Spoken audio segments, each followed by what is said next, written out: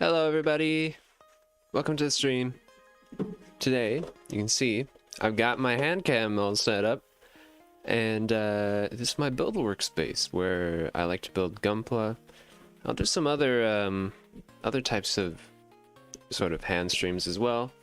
I'm sorry if the tracking is a little bit off because I'm using like a half-broken webcam over here. You know, my usual isn't like the highest quality, but this one is like it really is like I actually got it from trash. So we're doing what we can out here, right? Well, anyways, how you guys all doing? See that there's a couple of you guys watching the stream right now, and I'm glad you guys can make it. So today, as you can see by the title, and as you can see basically everywhere I posted it, we're going to be building this, which is the entry grade ARC 78-2 Gunpla, and this is the full weapon set, so it comes with all the stuff. You can see right here, it comes with the, I forget what the Gundam Bazooka is called, but it comes with the Bazooka, the beam rifle, the beam Javelin, except it's a little bit like color inaccurate. I might fix that after stream, but I don't think I'm going to paint it during stream. It comes with the beams, which the normal entry grade doesn't actually come with the beams for the beam sabers. Kind of lame. The Gundam Hammer, and the shield.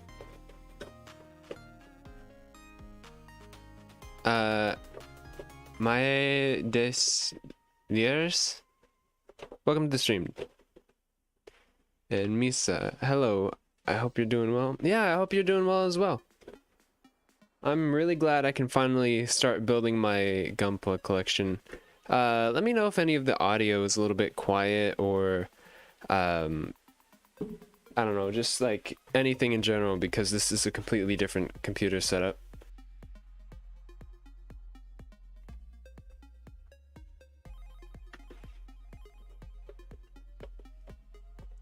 Well, I think it's about time we start building. Now, this one, technically, it needs the nippers. I don't know if the weapons require it, but the beam sabers, I think, is the major reason why it says no nippers, or that you need nippers. Usually, you don't need nippers, which are these things right here for cutting stuff off of runners. But this one, I guess, needs it. So, see some stuff on the box. It's very smartly designed, where you get a lot of different colors without using too many pieces. There's one thing I don't like about it, but you'll see when we build it. All right.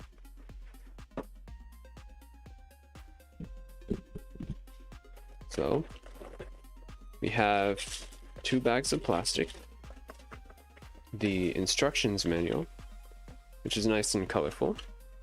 I'll move the box off to the side, and I'll actually take out, before we get started though, or before I figure out what we need, I want to count the runners. So what I'll actually do is I will cut it open. This knife sucks. I'll just rip it open.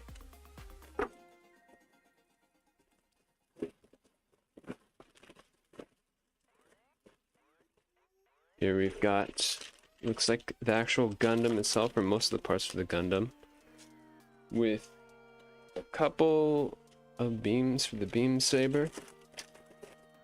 Over here, got, I assume to be all the white pieces, and the extra weapons. Yep, here's the weapon runner. Here's the bazooka.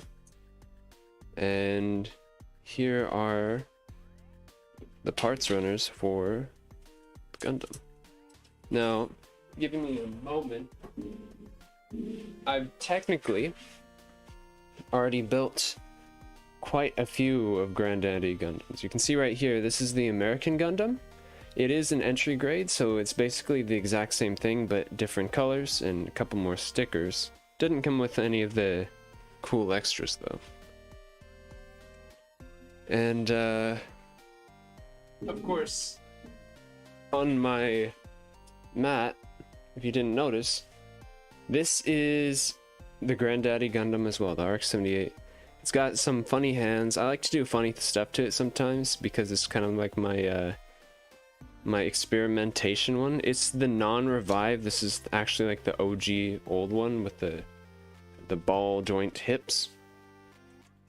And I use it for painting practice, for seam line removal, that type of stuff. So I think I'm fairly well versed in building this Gundam. Built it so many times after all. So we've got 2, 4, 6 runners. Got a couple of file organizers. This one's a little bit reflective, so that's a little bit dangerous. 1, 2, 3, 4, 5, and that won't work. What I actually have, what I picked up a little bit ago, is this. Now, if you have no clue what this is, that's fine, because I'm using it for the absolute wrong purpose. Let me pull out my tools beforehand, though, so that I don't have to reach around it. What this is actually a makeup palette organizer.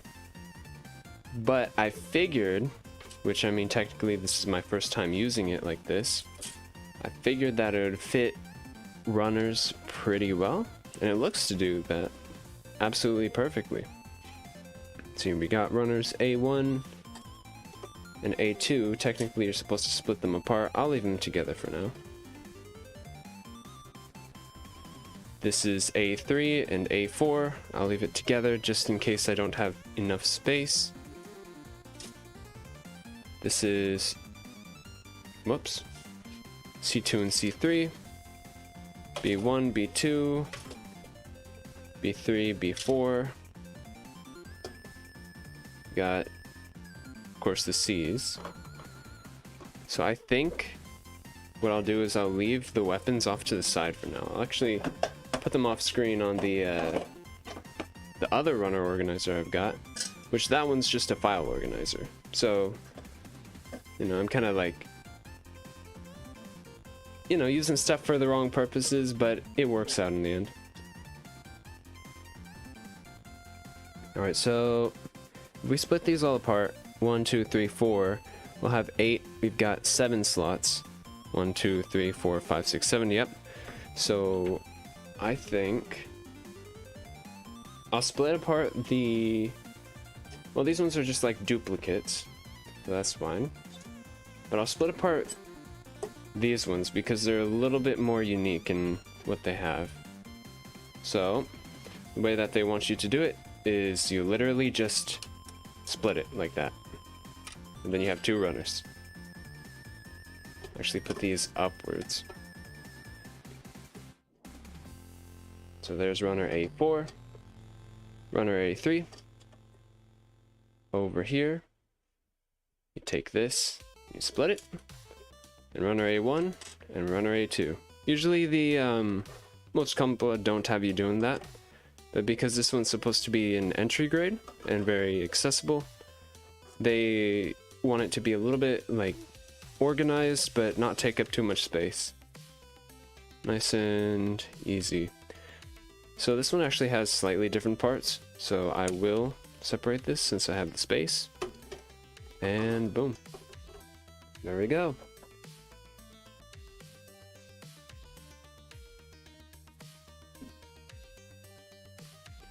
Alright, so, and of course doing that doesn't take much effort, it's very nice and easy. We'll actually get started with the build now. So the first step is the head. We want A1, A1 1, A2 16, B1 3.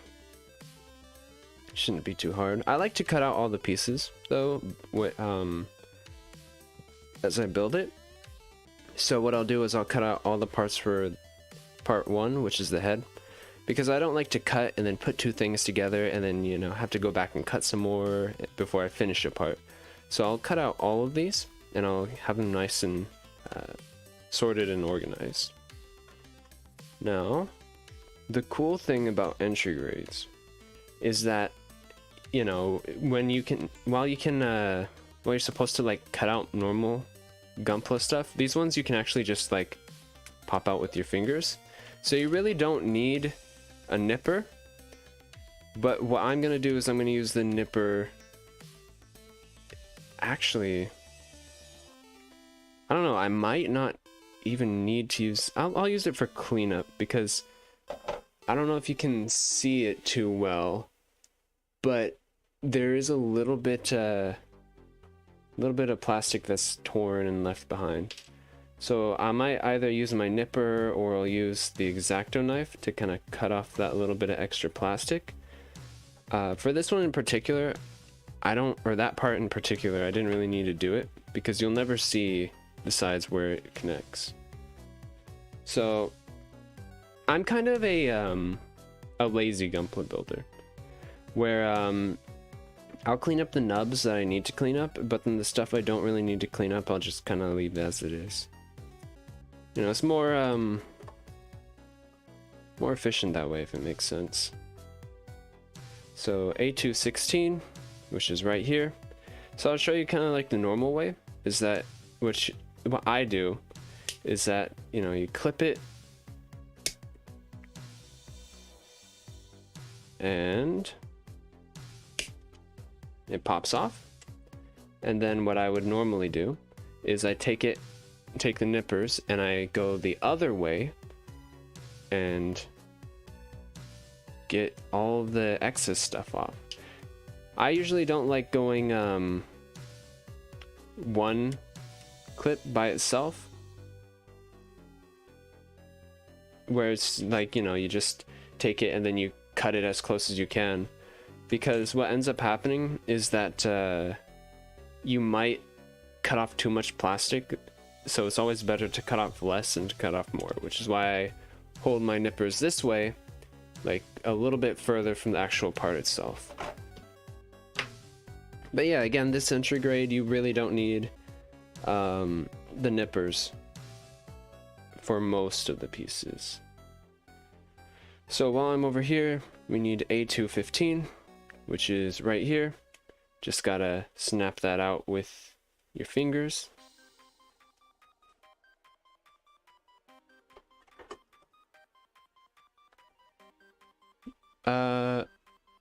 Longer nails than you. Yeah, I don't consider myself a hand model, right? My nails are actually pretty kind of whack. They're not like the worst nails you've ever seen, but they're not like anything to strive for, you know? As long as it looks good from far away. Yeah, exactly. How long have I been making Gunpla? I think I started building last August? That sounds about right. Last August. So I'm kind of new to the hobby, but you know, I've found a lot of different workarounds and a lot of different cool stuff you can do in the hobby that not really anybody else either talks about or does.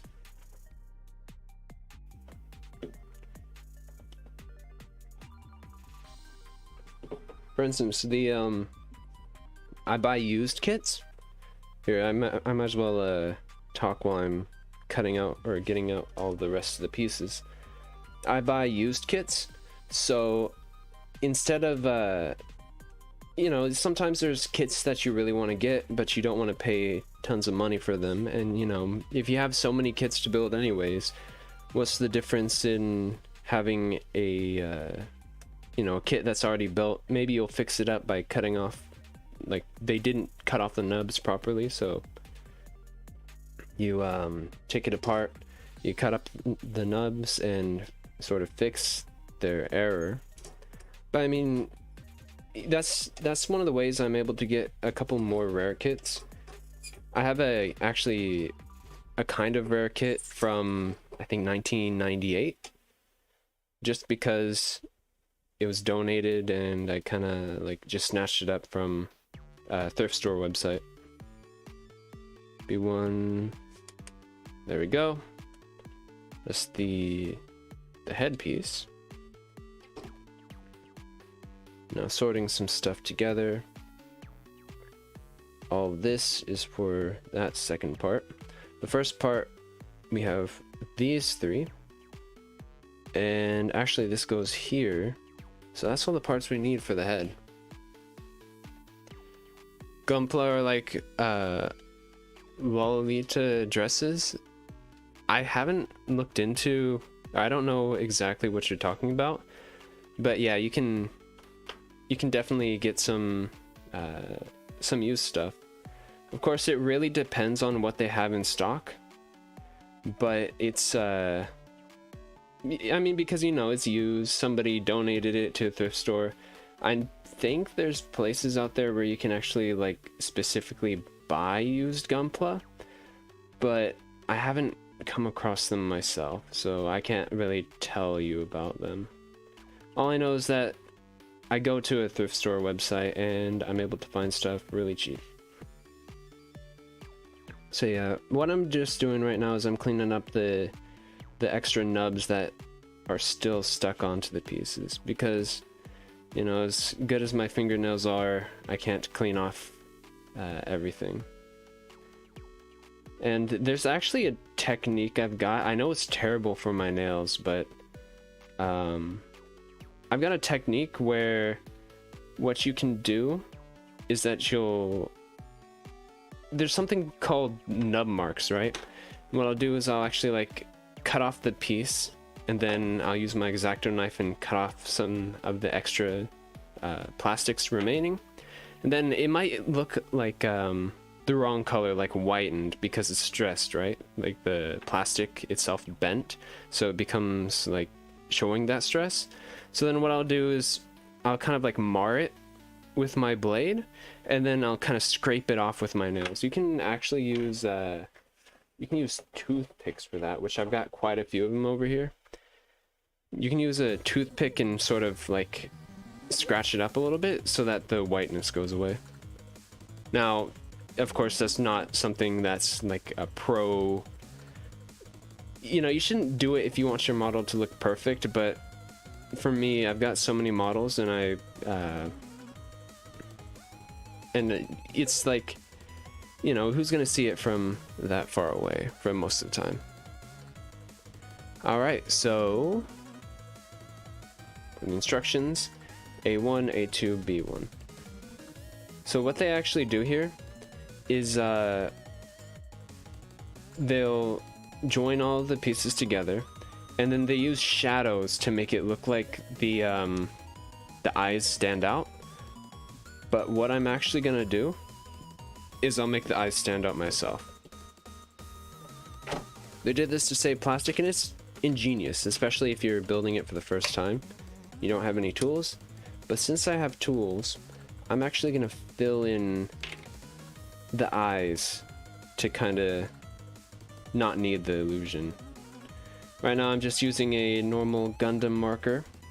This is supposed to be for panel lining, but you can use it for slight color correction as well. Now, I have the paint Gundam markers, but I feel like that would take too long to dry for at least this part, because all I need to do is do a little bit of coloring in right there. Alright, so we got our yellow piece, we got our red piece, they stack on top of each other, and our white piece goes on here. Another thing I've noticed is that people usually wait till they're till they finish putting together the whole Gunpla to panel line. But for me, if you're not top coating and if you're not painting it, I find that panel lining as you go is actually a lot more efficient and worth your time. So, let's see.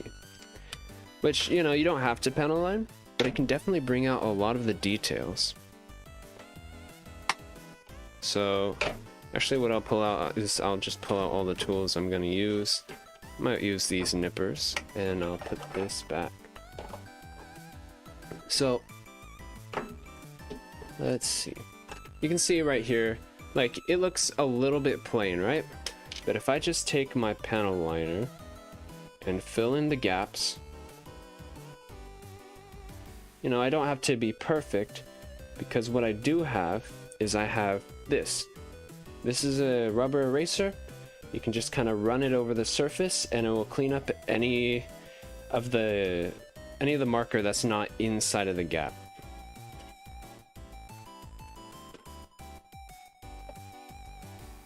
So now, looking at this, you can see there is quite a bit more pronounced detail now. Kind of like trying to find a very expensive Lolita dress and thrifting it on Lace Market. I mean, yeah, to an extent, kind of like that. Now, another quick little tip that I like to use, I forgot to pull it out earlier, but I have Q-tips. Now, the Q-tips are kind of like a similar thing to the eraser, except it doesn't fully, or it's able to get into the cracks a little bit better, since, you know, it's like a fluff ball instead of being just a big block of rubber. Now I've got all that good to go. Let's put it into the head.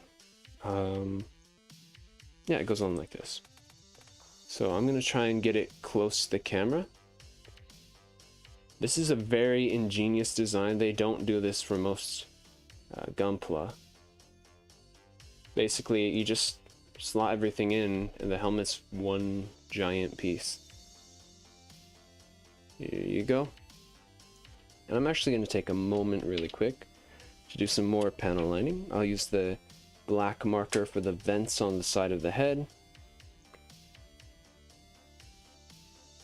because those essentially, you know, the vents are big holes, so there's going to be shadows, but I like to use the gray one on everything else just because the you know, they're not supposed to be as deep, but these ones, they are supposed to be vents, so they're going to be deep, going to whatever you know, needs cooled. You can see just a little bit of panel lining that makes it look so much more detailed. This is educational, thank you. Now, one color inaccuracy on this is these little Vulcans, or the guns in the headpiece right here above the eyes, those are supposed to be yellow. I think if I do fix that, I'm going to fix that after the fact, after the stream, because I don't know how precise I can be with my paint markers right now. You know, this is the first time I'm doing something like this after all, streaming it.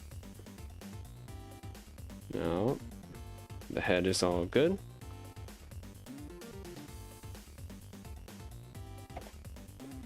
And the next step, we slot the red into the white. So like this. Which again, this isn't a genius design, because if I actually pull out the old head, you can see this is a sticker. This is the only red piece, and it just kind of fits on there. This is very, like, it's not good because it can wiggle out of place and then you can lose it really easy. That is where I really like this head, because it's nice and firm and secure. Whoops. But yeah. So then this just goes on onto here, and you push that into place.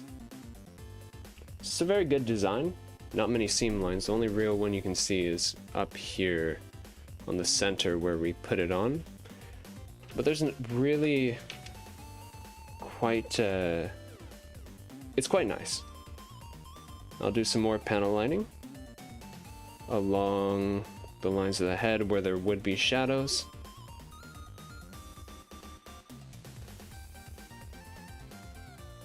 Which is basically in between the cracks of most pieces. And maybe back here. There we go. A lot of detail has been really brought out just with a little bit of marker. Now, another color inaccuracy is that back here is supposed to be another camera, so it's supposed to be red. But because there's no stickers, they didn't fix that. Again, I'll go and I'll fix that after the fact. But I just want to get the build done. There we go, we've got a head. Usually these V-fins are very easy to break. This one's not too bad, but definitely be careful with them. Something else to point out is that you can see these little things on the V-fin. These are safety nubs because this is, you know, it's meant for, or kids can build it too. They don't want somebody poking themselves and hurting themselves. So if you prefer, you can actually cut off that little extra bit and make it pointy. For now, I'll keep it as it is though, because again, I don't want to mess with it too much. I kind of want just like a very standard sort of build, so that I can show you like what it looks like with very minimal tools. All right, next part is the body. So here we need A12, A26, A217, A15, A18, A218. So we need A1 and A2. Everything is on these runners. A12, so this yellow piece right here. Just gotta sort of separate it. Man, this one's hard to pull apart. Yeah, because my nails are long, what I actually do is that I'll like pinch it with my nails. But I know not everybody has as long nails as I do, so you might plus then you kind of like mess up your nails doing that, so it's not the best idea. I do it, but not everybody should.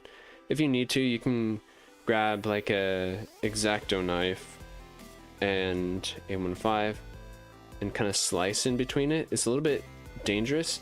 The other alternative is you can just like bend it out like that. You'll get the same result. I just find that it's a little bit, you know, parts don't fly over or all over the place when I do use my nails to cut through it. Alright, so now we need A18, which is right here. A18.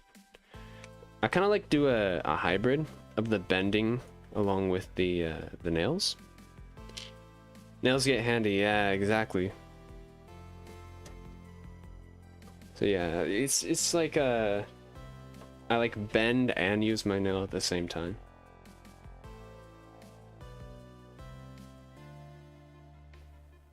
All right, I'll actually take a sip of water real quick. And we go on to A2. We've got A26 right here. And boom.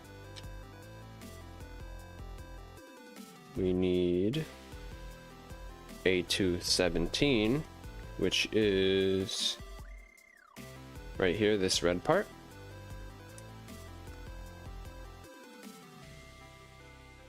And a little bit stuck on there. Boom. And A218, which is right here. Never thought they would be this handy except for all, nail polish and aesthetics. Yeah, I mean, I don't know. I like to do what I can to build stuff nicely. Of course, it does mess up my nails, so... but at the end of the day, I'd rather have a nicely built Gunpla than have perfect nails, you know? At least for guys, we, you know, we don't really care too much for our nails, which is why you see so many, you know, so many less than optimally kept nails. So we need A217. I think I missed that one. 17 is right here. It's a red piece. So this one, it's got the ball joint on it already. Then we need A1. Hold on, I've got these out of order. These are the first step. And then A15,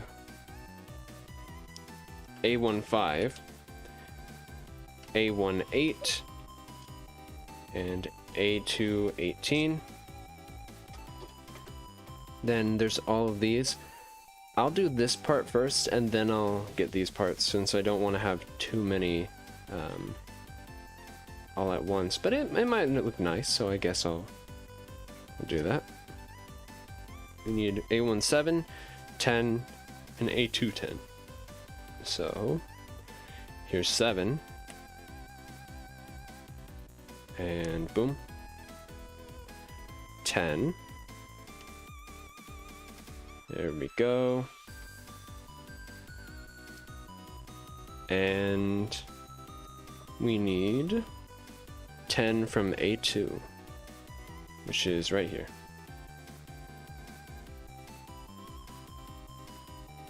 At least nails grow back. Yeah, that's kind of my thoughts. You know, when I was younger, I used to be a very I used to bite my nails like crazy when I was younger, but I kind of forced myself to stop. Like, I just mentally said, stop biting your nails, and then I stopped biting my nails. And now, you know, now that I don't bite my nails, they grow back, and then I have to cut them, which is one of the kind of lame parts. But, you know, at least I have not bitten nails. Then B321 and B421. They're both on this runner. The Beam Sabers. I don't know why they have... Oh, the lettering is upside down. That's my issue. I am very smart. So here's 21, there's 21. Technically this is 2, but I'm keeping it together so that I can save space. Beam Saber 1 and 2. Cool. These are all the parts for the body. And you can see it's like, it's really not a lot of parts, which is probably one of the best parts about this. Now what I'll do is I'll shave off all the nubs that didn't come off in the process. At least the ones that you'd be able to see. Because I know a lot of this is going to be on the inside of the body, or covered up by other things, so it's not really worth your time to try and shave it off. I think next time I might go in for like a little bit more zoomed in camera angle, just because this is really, you know, these are small pieces and it's really far away from the camera. Now, I don't need to clean up that because that's going to be on the inside of the body. These ones could use a little bit of shaving, but really not much. Now, these ones are some serious offenders on the outside of the body. So, I want to take my time. You can see there's a little bit, I don't know if you can see the white mark, but then I kind of run my nail over it, and it gets rid of it for the most part. Of course, you're kind of like scraping plastic with your nails, so, you know, your nail is going to come off as well, which isn't great for all of you who like to keep your nails in one piece. But for me, almost nobody ever looks at my nails anyways, so I'll just scrape. This is a joint, so I don't need to worry about that. This one has a little bit. There we go. And then over here, yeah, this is one of the downsides for cutting out the pieces by hand, like this specific design. You'll get some gouging just because not all of the piece fully came off. So then for that gouging, I'll mar up the surface a little bit and then scrape, which then of course I could be using a toothpick and then just kind of like scraping like that, and it gives the same sort of effect and you don't have to sacrifice your nails. But I don't know, I find it less convenient because you got to go and grab another tool. Let's see, these are joints, don't gotta worry about that. This one I'll do a little bit just because part of the joint will be peeking up, but on the actual ball joints I don't gotta worry about it because they don't get in the way and they won't be seen. Beam saber hilt has a little bit, just gotta be careful. Also, if you ever use an X-Acto knife or any sort of knife for that matter, definitely make sure that you're scraping or you're cutting away from yourself, because if you cut towards yourself, then there's a chance you could cut yourself. As long as you're cutting away, you know, the worst that can happen is you'll cut in front of you, but definitely your safety comes first.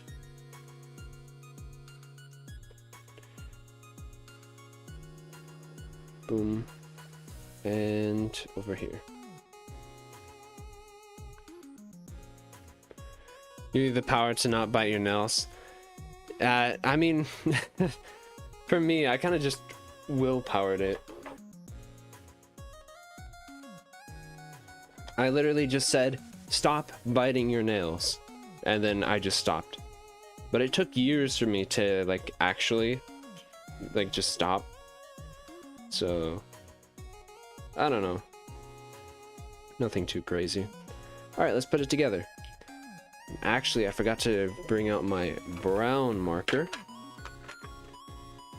But what brown markers are good for is that they're good for contrast on yellow. Right? You wouldn't think so, but I like using brown markers on yellow just because it gives it more of like a burnt sort of look, especially on the vents. Gives it. And then I mean, I guess like if you think about it, brown is kind of like a darker shade of yellow, so for a shadow it kind of does make sense. And of course we'll get it into the lines and along here. Oh boy, I remembered one more color inaccuracy about this model kit now that I think about it. You can see this is already starting to look pretty nice.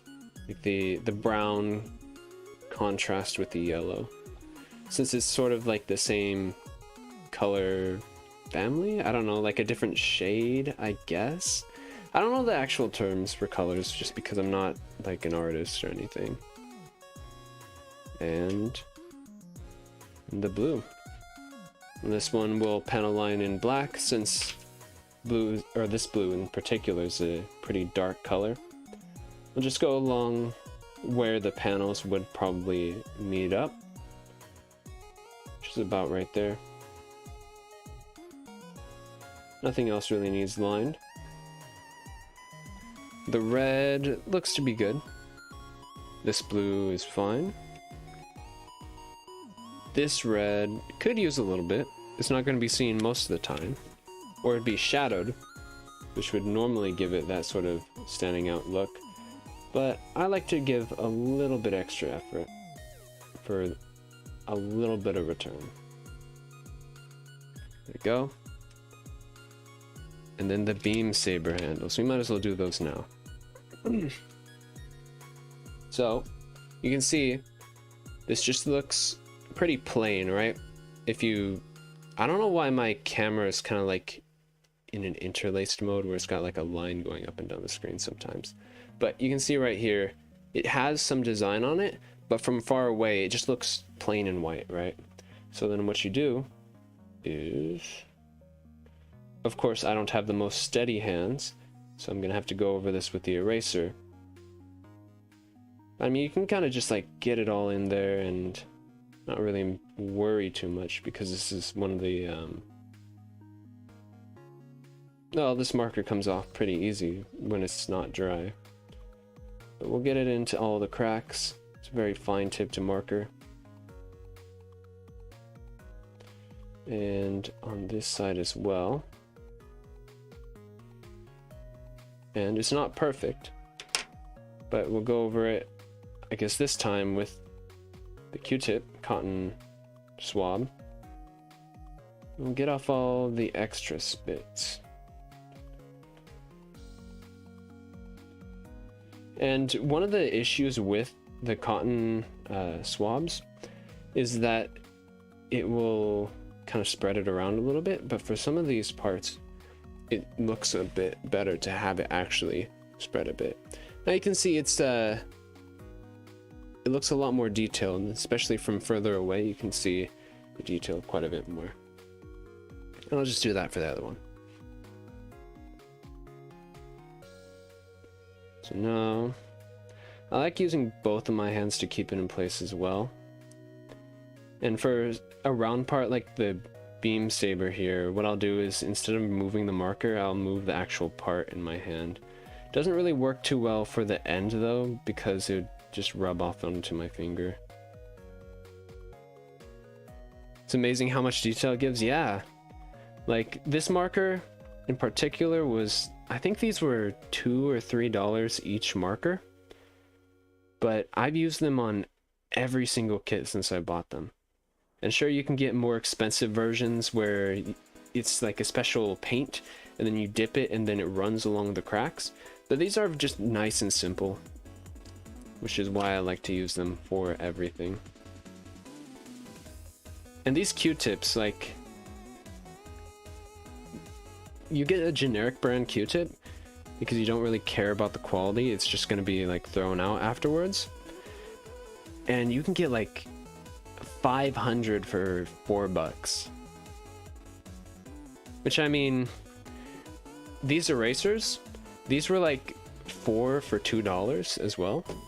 So most of these tools are pretty cheap.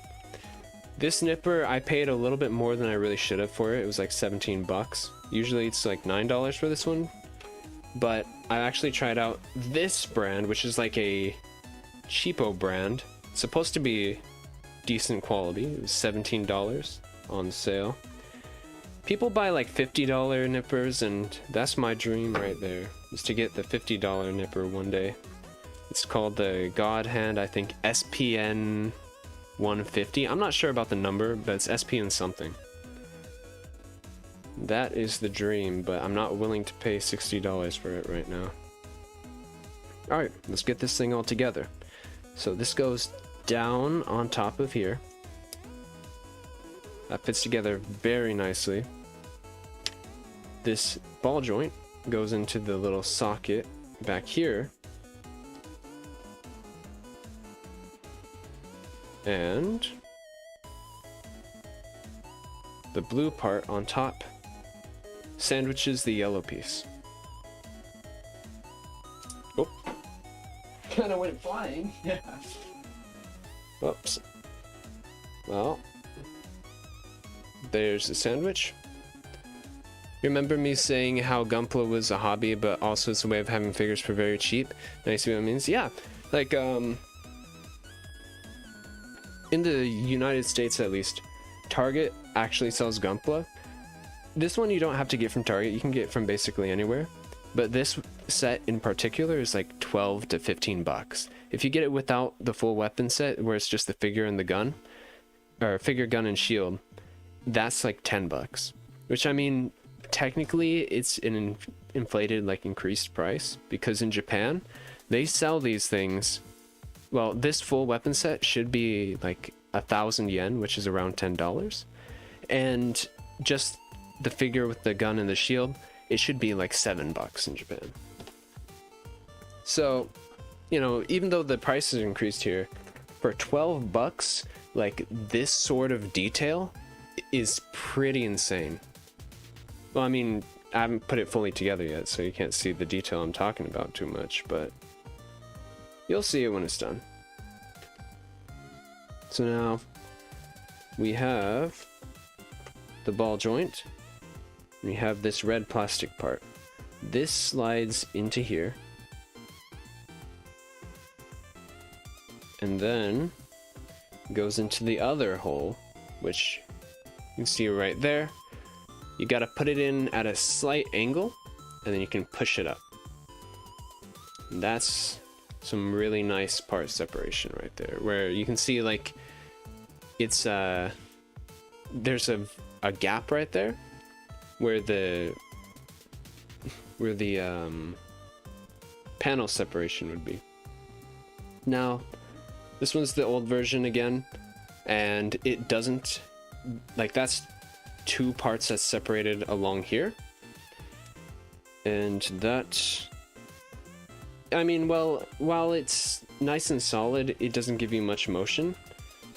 This one, however, gives you a lot of motion as long as you don't pop it out of the socket. It gives you like that much motion.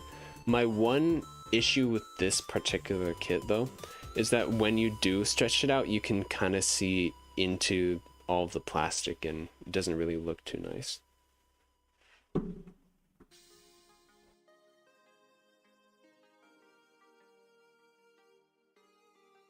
Hello JA, how you doing?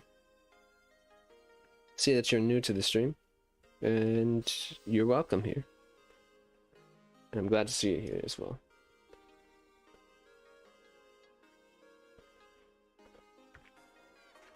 Alrighty. Yeah, we're just working on this Gunpla. Shouldn't take too long because it's not terribly hard to put together. It's very nice to put together though. I'll give them that. They designed it very nicely, and it gives a lot of detail for minimum effort and minimum parts. Now, there we go. All we need is the neck, and then the beam sabers, which I'll actually keep off for now because the one thing I have noticed is that when you keep on putting these beam sabers in and out, it kind of like loosens it up so it can fall off pretty easy. All right, so you've got the body, the head, the beam sabers, and now I guess we'll move on to, I think, the arms? Yes, the arms. Now these arms are crazy simple, but they're good. Except they do tend to loosen up if you mess with it a lot, so I'd watch out for that. So we need B1 and 2, 8 and 9. We're gonna need A1 and 2, 11, and then A1 and 2, 12, and B1, 4. So let's take a look at this. Let's get all the pieces we need. We need 8, 9, there's the 4s. And then we'll need 11 and 12 from the A runners. So here we go. Nice and simple. These ones are, this is extremely nice, just from the fact that both arms are exactly the same, or almost exactly the same. And you can really just pop them both out at the same time instead of having to worry about, oh, did I accidentally put the wrong part on the wrong arm.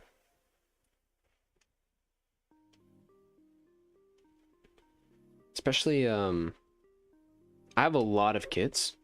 Most of them are not built yet, but the ones that I have built that are complicated, I don't know, sometimes it's a lot of work.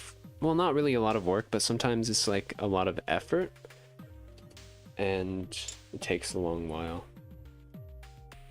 So now, we'll grab the other runner and pop off what we need.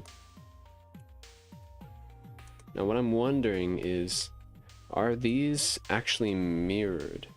Or are they exactly the same? These ones are exactly the same. So it really doesn't matter, you can mix them up and then it'd still be fine.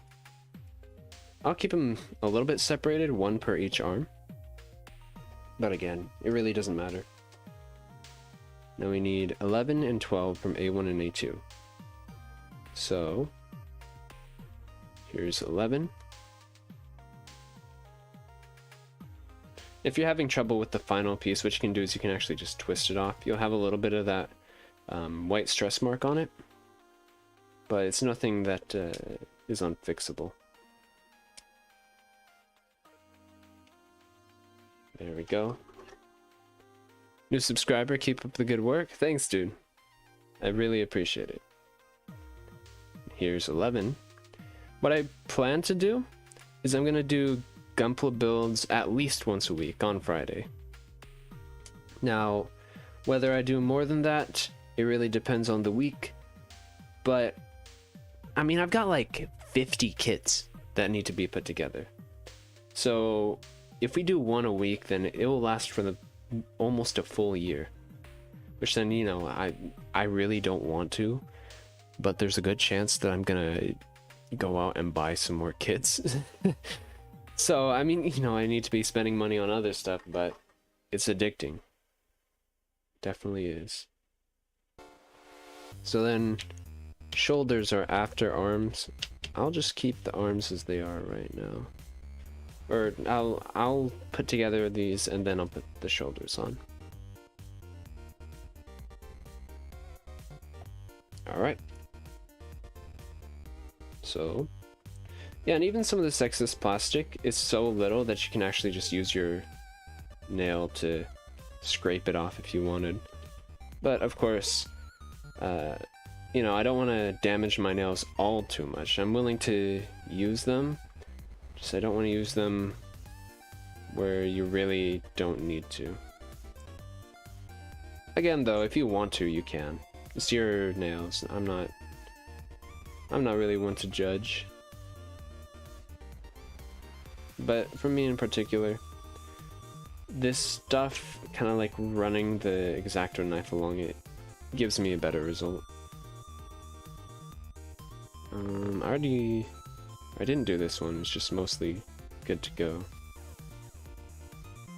Boom.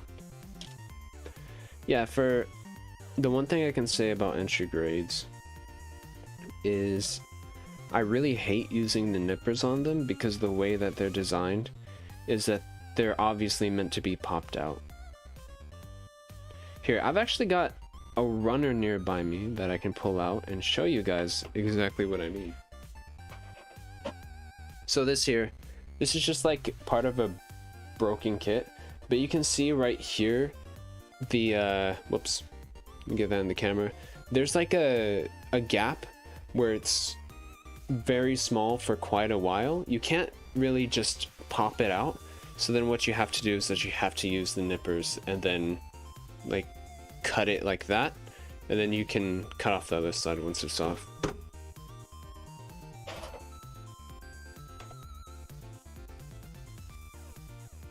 Alright, so continuing on with the kit, we'll go and we'll scrape off the extra from the upper arm bicep. Or bicep, not bicep. Want that to look as good as we can for as little effort as we can.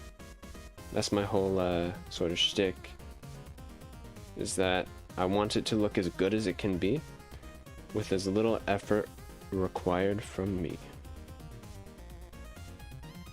Then I'll do the same thing for these joints because I don't remember exactly what pops through. Definitely know that this part will, so that will be annoying. But again, a little bit of scraping from the nails kind of fixes it up. Not perfectly, but for the most part. There we go. And I'll definitely show you guys what I mean by the stress marks, because it's really obvious on darker plastics especially. Like, there's some kits which are mostly dark plastics and I hate them because you have to put in so much effort to fix it. Yeah, you can see that little like white spot on it. Like, I mean, if you're looking at it from far away, you probably wouldn't notice. but I'm kind of a perfectionist to a point where if it's easy, I might as well do it. So, I mean, if it takes, what, like 5 seconds, 5 to 10 seconds extra effort, then why not fix it? Alrighty.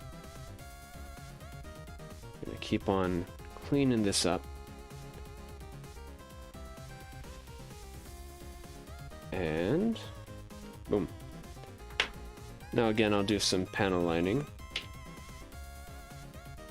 where I will kind of highlight the you know, the different creases and all the nice stuff with the design. This time I'll use the eraser just because I don't want it to get in there too much. And for the rest of it, I think I'll put together the arm first, which the arm literally just pops together like this. Nice. And there we go. Another line. Kind of erase it. Another reason I like to erase it is because it makes the line look a little bit thinner, so it's more natural than just drawing on it.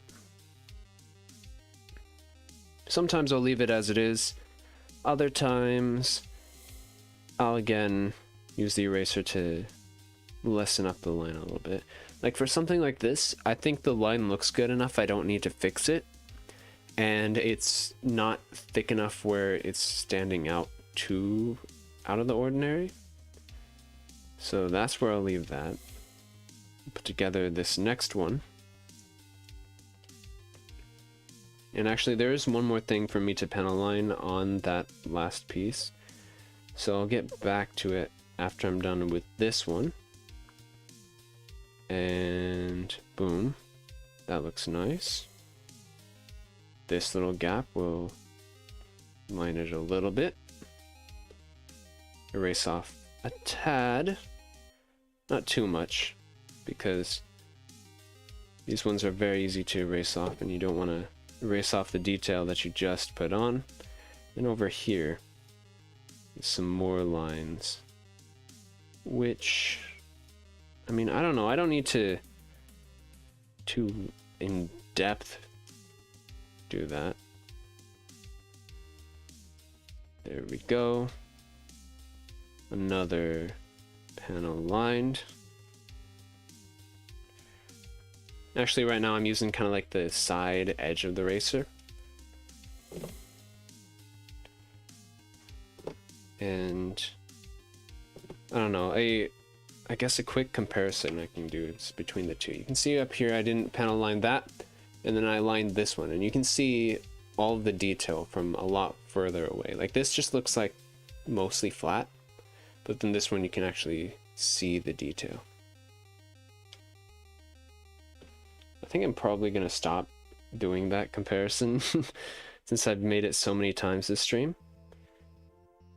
But it really does make a huge difference. If you're gonna put together a Gunpla, buy one of these markers if you have the opportunity to. I recommend at least the gray and the black. But if you can get the full set of the gray, black, and brown, I think you can get it for like $7 to $9. It's so worth it. The way that I actually started panel lining is I used a marker that wasn't meant for it. It rubbed off really easy, and because it's an alcohol marker, I think there's a chance it might have damaged the plastic. Which sucks, but you know, I've been going back on those and retracing everything just to kind of fix it up, make it look how it should. There we go, this arm is good enough.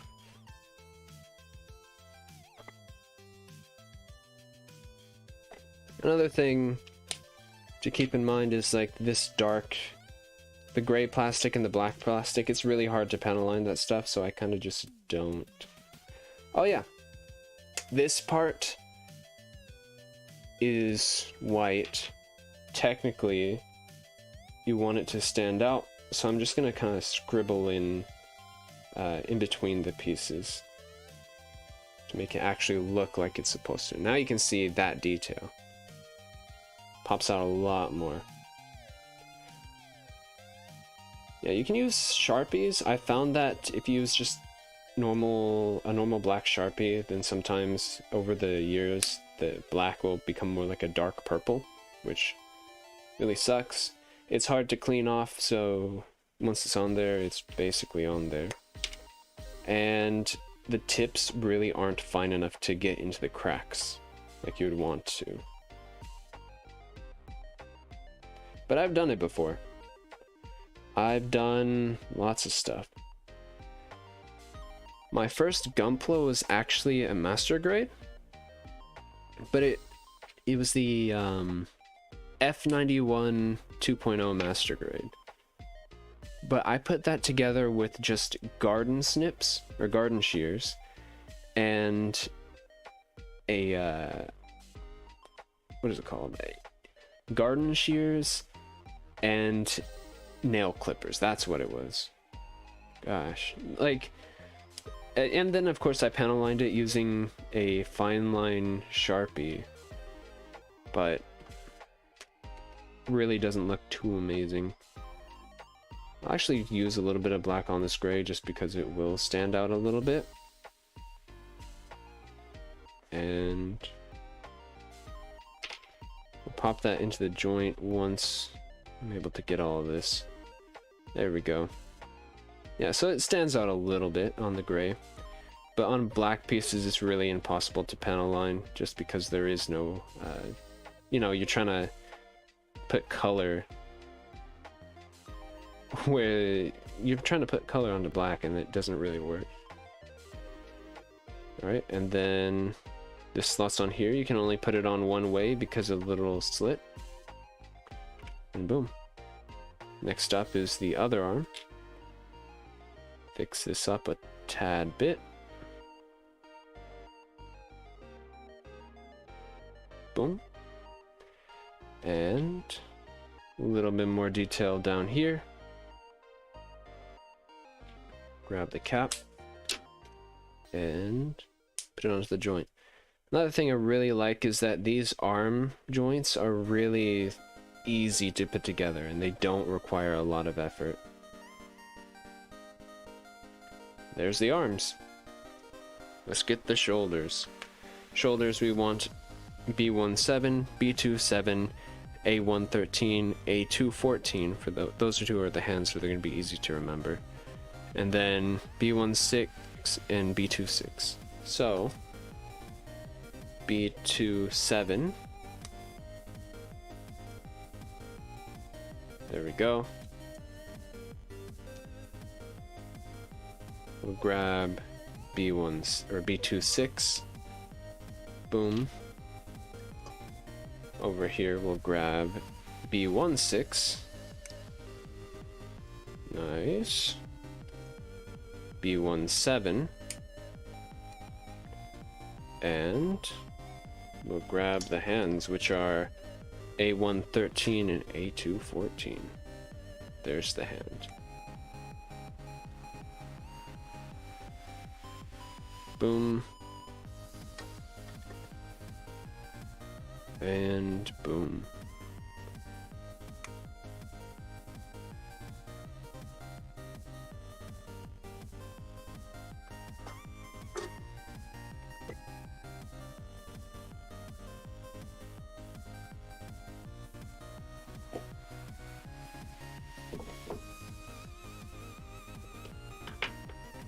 So, another small gripe that I have, excuse me,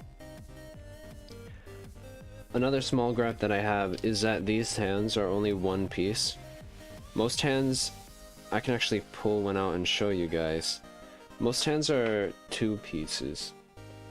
So over here, if I pull out, I don't know, I pull out this one, you can see this hand is two pieces. You've got your front and you've got your back. And They split apart and they go together so that you can slide stuff in, or you can kind of sandwich it in.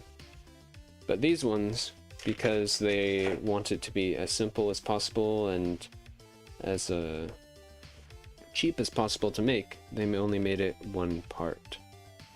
Which is fine for the kit in its basic form, but some of the extra weapons really could have used a splitting hand to take full advantage of it. Alright, so that's one hand in. There's the shoulder.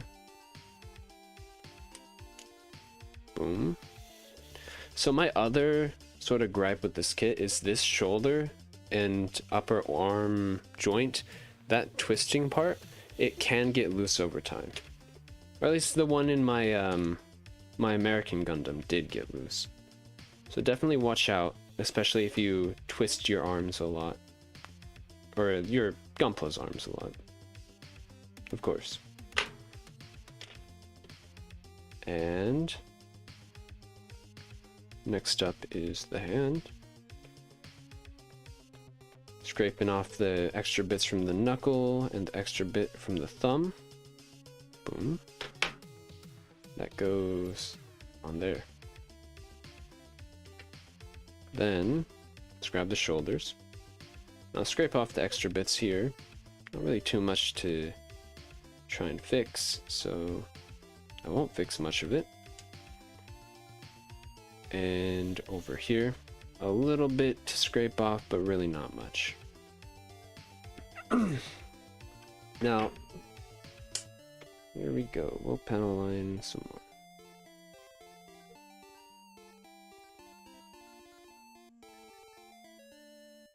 Boom.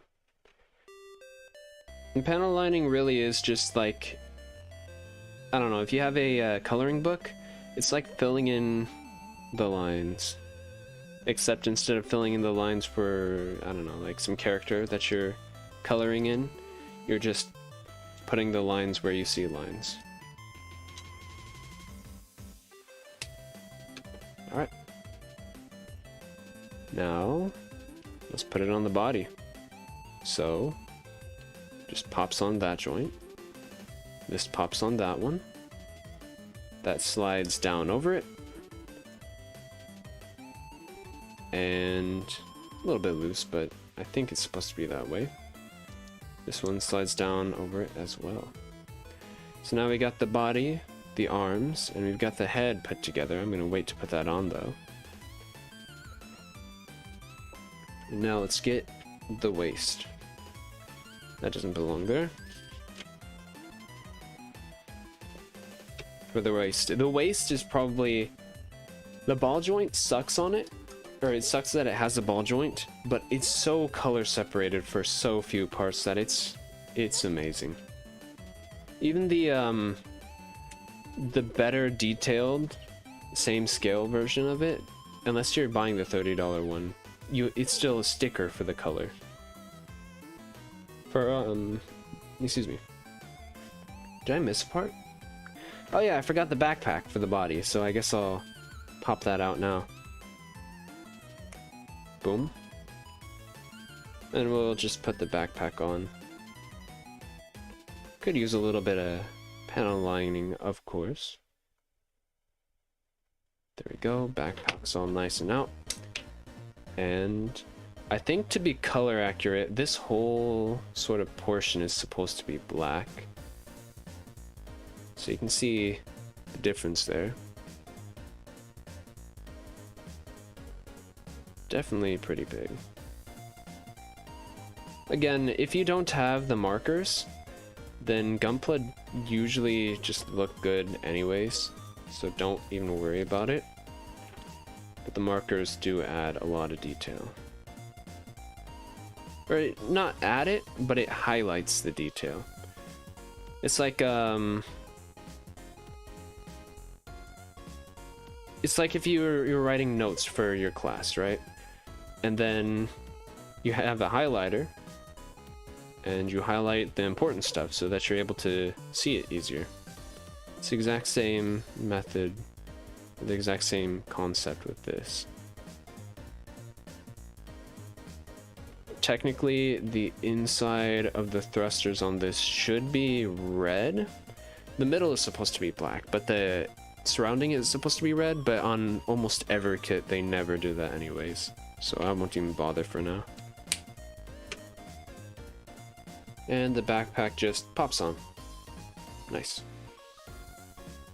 So next up, we're going back to the hips, and this runner is actually empty, so I can get rid of that. And since we're done with that runner, actually we're going to be done with this runner as well. So see, A13, which is right here, a little bit trying to stay on, but I'll pop it off. We're going to need A14, which these are both A14. Boom. And boom.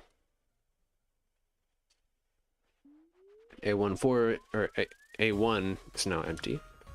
So we'll throw that off to the side. And we'll move everything up. And now that I have space, what I can finally do is split apart the leg runners, which we've really only used, I think, once so far. There we go. So we need B212. Here's B1 and here's B2. B212 right here. And we'll need B213 as well, which is right here. And B111.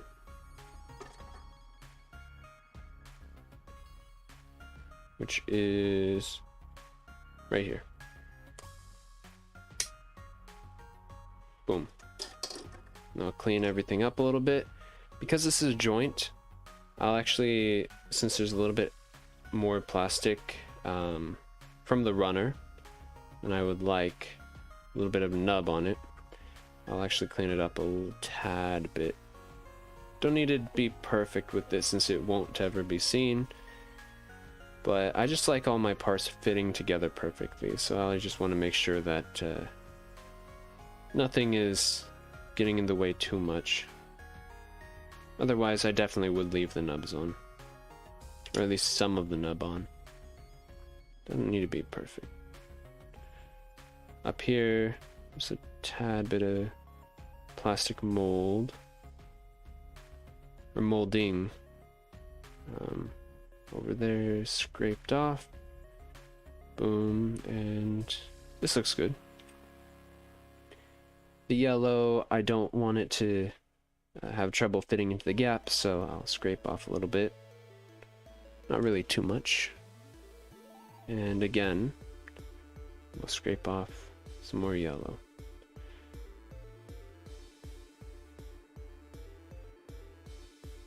Boom. Onto the skirt. And that's nice. The crotch sort of area. I'll scrape off a little bit. That's one. That's two. And the third is on the top. Alright, cool. Now I'd say, except for this little bit of plastic that stayed on, we're ready to put together the waist. So the way that this is designed is ingenious, right? This whole piece is yellow, this whole piece is red. You slot it together. So then what ends up happening is that the yellow pokes through the red. On most of these kits, that sort of crotch point, the yellow, this one's painted on. This one didn't even come with a sticker. And the new version of it comes with a sticker, but it looks totally out of place. So I absolutely love what they did here with the plastic going through the other bit. Out of nowhere, but you admire that I don't get discouraged by lack of interactions. Yeah, I'm kind of used to it, right? Like, I'm not entitled to any sort of views, right? I enjoy people that show up, and hey, I mean, if nobody shows up, then I'm doing whatever I'm doing, right? Like, for Gunpla, I just enjoy building it. And if you want to stay and chat, then that's fine too. What they did here is also pretty genius, where the yellow pokes through the white. Again, on most kits, it's an extra sort of piece, but on this one, it's just one piece that they used. Yeah, I mean, honestly, for Gunpla, there could be like nobody watching, and I really don't care because I just enjoy building it. I think if I can get my marker into that gap, I will. This is a very thin gap. I don't think I can get it in very well. Oh well. Then the skirt, front skirt, which has 2 yellow pieces.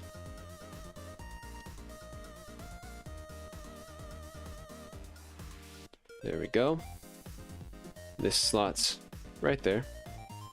And then we throw on this final piece. And boom. Very relaxing. You like listening to people ramble about things? Yeah, I like doing that as well. Sometimes I'll join people's streams just to kind of listen to them talk, even if I don't understand what they're talking about. I really do enjoy like having the sort of presence, the company there. Now we got the waist done for what they want, so I'll put that off to the side for now.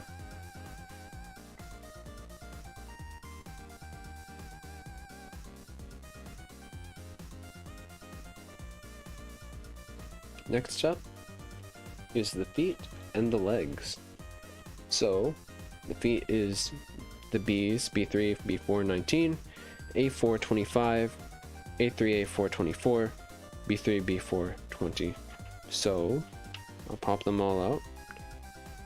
Not in order, but by runner. Here's B4. We need 19, 20. So we'll do that. This one, the plastic is attached at 4 points, or 5 points, instead of the, or I guess it's just 4, at 4 points. But they're all kind of like in a weird place where it's kind of hard to get it off. Takes a little bit of convincing, I guess you could say. Here's 19. Just pop those out of place. And I mean, I guess I'll go through the legs since I'm gonna need them anyways. So we might as well grab the leg pieces while we're here. And basically all the leg pieces are what's left on this runner. So nice and easy, just pop it all out. And then we can toss this runner to the side. And oh, there we go. Runner is empty. We can throw that away or recycle it. Technically, these are recycled, or able to be recycled, I mean. But the issue is in the United States, unless it's very clearly labeled what type of plastic it is, with like the numbering system where it's like 1, 2, 3, 4, I think they have 7. They usually just like burn it. So I mean, for most parts, or most places in the US, it's better for the environment to actually throw these out. I mean, it's not good, but I mean, there's not really much you can do about it. Because the only place that they're able to recycle it very efficiently is over in Japan, where they melt it down and they'll make the Ecopla kits. Alright, so let's pop out basically everything on this runner, since this is the whole leg and foot for the most part. This one doesn't want to come off. We'll take it off anyways though. And This one also doesn't want to come off, but we'll force it off if we need to. There we go. And the rest of the leg bits. Yeah, I don't know if you guys can hear the snapping, but the snapping is very satisfying. I can hear it through my headphones, that's how loud it is. And my headphones, I can barely hear my laptop and it's whirring like crazy. Alright, there we go, and then we'll need the red parts of the foot, which are over here. We'll again, just kind of bend it, push it out. Yeah, I really wish that I grabbed a kit, or I wish that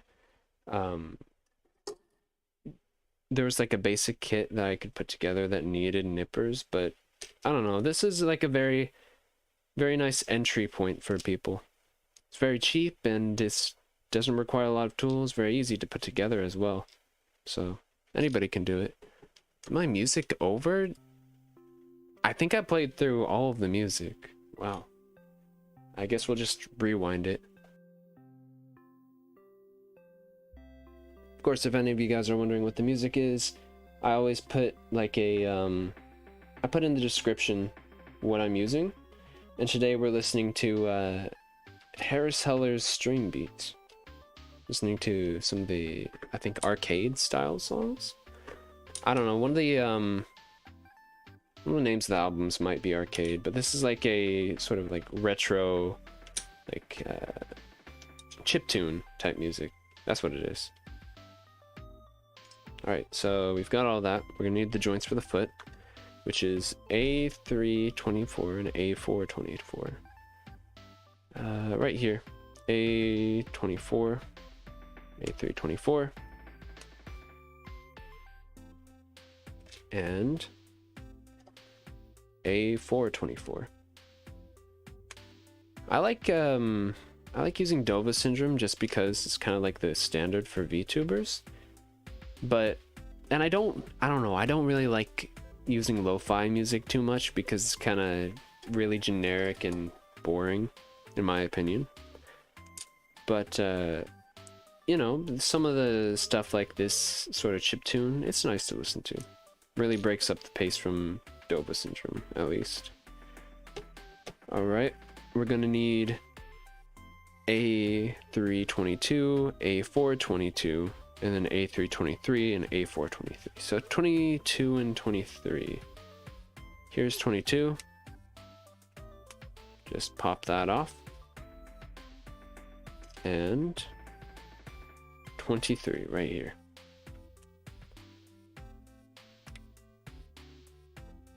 And we'll grab it from the other one as well. Lo-fi can be very repetitive nowadays, yeah.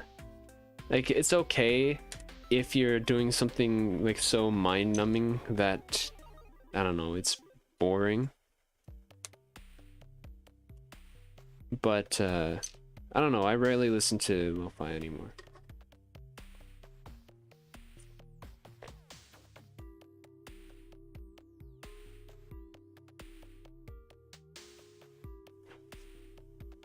Alright, we've got all of the joints except for the stuff that connects it to the hip, which I think I'm fine with doing later. Let's clean up all the bits.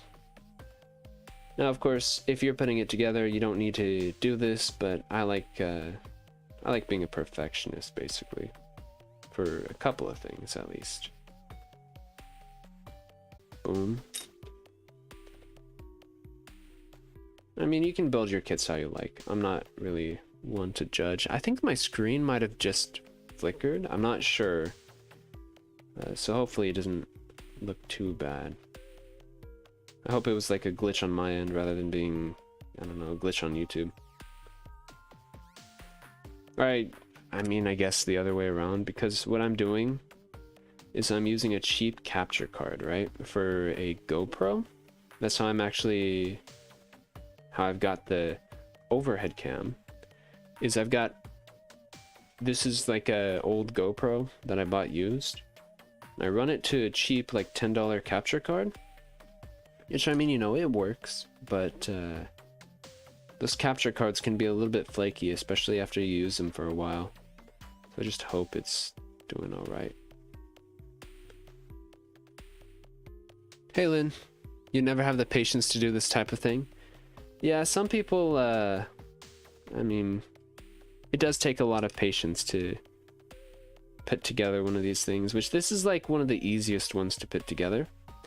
I know there's what are they called?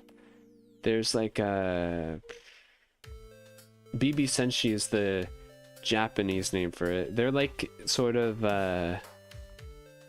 chibi style kits. And those ones I put together, the Hello Kitty one.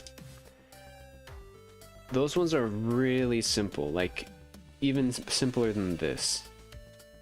And the movement is pretty bad because of that. So for the most part, most people don't like collecting those. I mean, if you like the chibi sort of style, then more power to you. But I kind of like the amount of detail that you can get from these sort of kits, and especially the articulation and the movement. So yeah, another reason why this one's the old one that I use for funny projects is because the joints, it can only go that far, right? Most of the new kits, the elbow joint can do almost a full 180, but this one is stuck at 90. Same with the knee joint right here, is that it's pretty stuck. You just get normal figurines, yeah. I kind of feel that, but at the same time, Gunpla is so cheap. Like a $25 or $30 figure, if you were to buy like a figurine that has the same sort of quality or detail, you'd probably be spending like $100. Like this one right here is 15 bucks. So as long as you're able or willing to put in the effort for it, these things are really cheap versus figures of other stuff. To be honest, the Gundam anime itself is a little bit repetitive. There's some good stuff out there, but most of it gets kind of, I don't know, like boring, like almost falling asleep worthy. I just kind of watch it because I like putting these things together. It's kind of like complicated Legos to an extent, but you also get a cool figure out of it. And I think these things are a bit cooler than Legos, but Legos, you've got more variety. You know, you can make you can have a car or a building. You could have just lots of different stuff with Legos. So I still think they're good. It's just, I like the detail in these.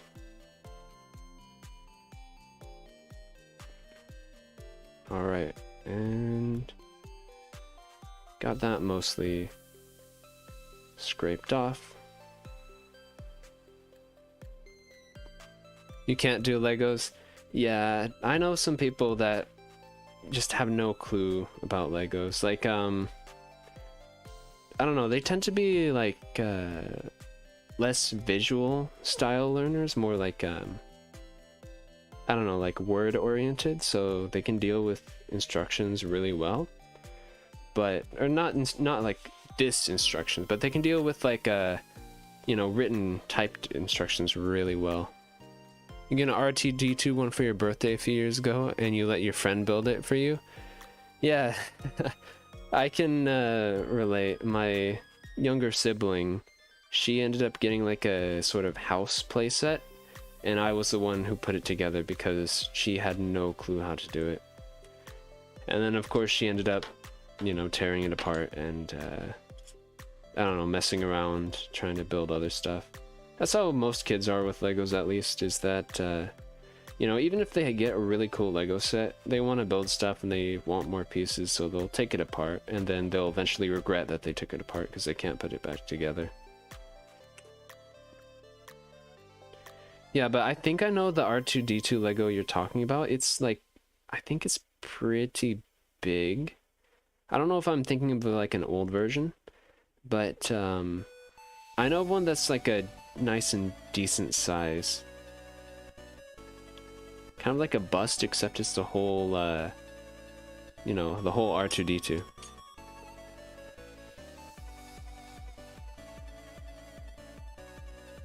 Let's see. Yeah, so what I'm doing right now is I'm just cutting off the little extra bits of plastic that didn't come off when I snapped it. Or snapped the pieces off. It was pretty small. I honestly haven't looked at Legos for a while. Maybe I should look at Legos. I know that there's some, like, they make a, I forget the series. I think they're called Speed Champions. Those ones are like Lego cars, and from what I've heard, those are really nice and detailed, so I might pick one up. It's just that, again, Legos are kind of expensive, where a kit might cost 30 bucks for something that's pretty small. I think some of those kits are like $20 though, so they're a little bit more reasonable, kind of like a Gunpla to an extent. So I might pick one up, might build it on stream, but no guarantees. Just because I've already got so much money invested in Gunpla that it's like, you know, might as well build what I've got. I've got, oh, now that I brought it up, I have like over 50 unbuilt kits. Now it should be, I think, 51 that I'm building this one, but I've got way too many. Alright, now this is the black marker. I want the gray. I'll just put some, align this panels to make it stand out a little bit more, make it look like another piece. And boom. We'll clean it up a little bit. I think this time around I'll use the Q-tip to get off some of the extra bit of marker. And snap it onto the foot. This foot's very simple. I'm not going to bother to try and do too much panel lining on the bottom of the foot, since most of the time you never see it anyways. Even if you've got them posed in sort of a flying sort of pose, you really just don't see the bottom of the foot too often. So usually I ignore it until I want to put it into a position where you can see the foot. If I ever do that, then I'll take it off the shelf and then I'll put on all the detail. There we go. Snap that on the bottom. And next step should be the joint. Yep. Goes in right here. Same with the other foot. Yeah, Gunpla really aren't that big, at least for the cheaper ones. For instance, this one, it's got, you know, whack hands because I thought it's funny. But you can see it fits into my hand, but it fills up my entire hand. So it's like, you know, it's not too big. For something this size, you know, you can get it like 10, maybe 20 bucks at the most. But for the most part, you're paying for the detail and you are providing the labor.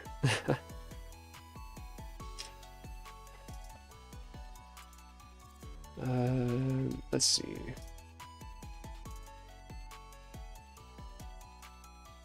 And that's why that's why it's so cheap.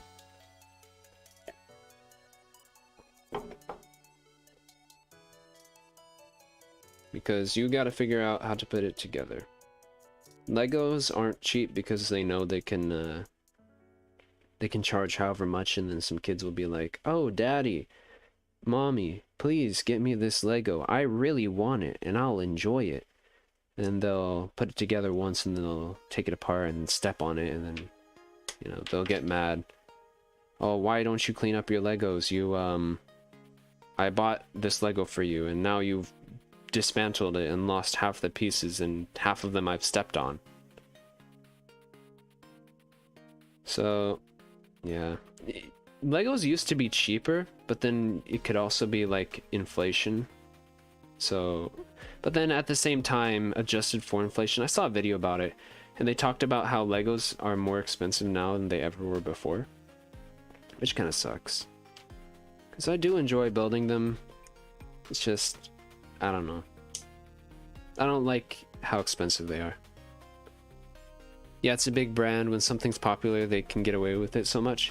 Yeah, the thing about Gunpla is that it's literally like they just print it. They literally throw in the plates and then they inject the plastic and then they throw it in a box and send it off. The reason why Gunpla can get expensive though is because the kits can get super extremely detailed. Plus, you know, some things they don't make too many kits of, and then there's scalpers or resellers trying to resell and say, hey, you know, this $10 kit, I'll give it to you for 20 bucks because they're not making it right now. And it's like, man, it kind of sucks.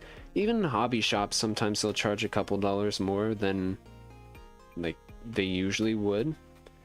But for something like that, it's like $14 versus $15. It's like, okay, whatever. But then when they start charging double, I really can't support that. There's this one hobby shop I went to, and what they did was that they did charge, like they really did charge double. Like this was a $10 kit, and it's like, okay, 20 bucks for this. Or they were selling like a $60, $70 kit, and they're like, okay, 100 bucks for this. And it's like, man, like I want to support you because you're local, but at the same time, you're trying to scam people, basically. So I really don't support that type of thing. Alright, back on to the panel lining. This one's got some nice detail in it. We can bring out with the marker.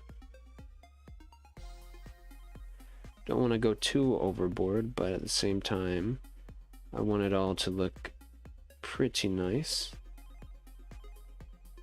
If I get some marker in the wrong place, I can always just go back over it later and clean it up. Rather get everything in the right place than not. Now this part here is supposed to actually be gray to be color accurate. I think I painted it on here. Yeah, this one's an older version and I painted the gray. I might go over that again. There's a couple of color inaccuracies on this kit, but I mean, for how much it gets right, it's excusable what it gets wrong.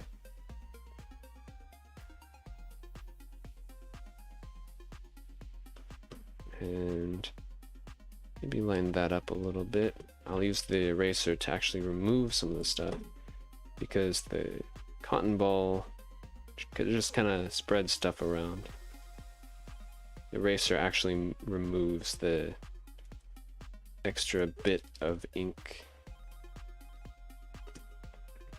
And then let's grab the black marker and we'll fill in this. Because this is supposed to be like sort of like a joint, like a bolt. So it doesn't make sense for there to be white plastic there. You just, you know, smear some black marker in there and then boom, it looks a lot better. Yep. This goes onto the foot. And we'll also do it for this one as well. Actually gonna move that out of the way so I don't hurt myself on it. And wow, that was really only 3 pieces, huh? And let's go ahead and color inside of it again. Again, like with Gunpla, you could build this probably in like, or I could build this in like 10 minutes if I wanted to speed build, but I want everything to look nice on it since I'm gonna actually keep this. You know, if I was giving it to someone that I didn't really care about too much, maybe I would just like speed build, if that makes sense. Or if it was like a competition, like how fast can you build it, then I could build this fast, but I like taking my time. And, you know, I'm not one of those people who's fancy and paints everything, but, you know, I'll paint some stuff.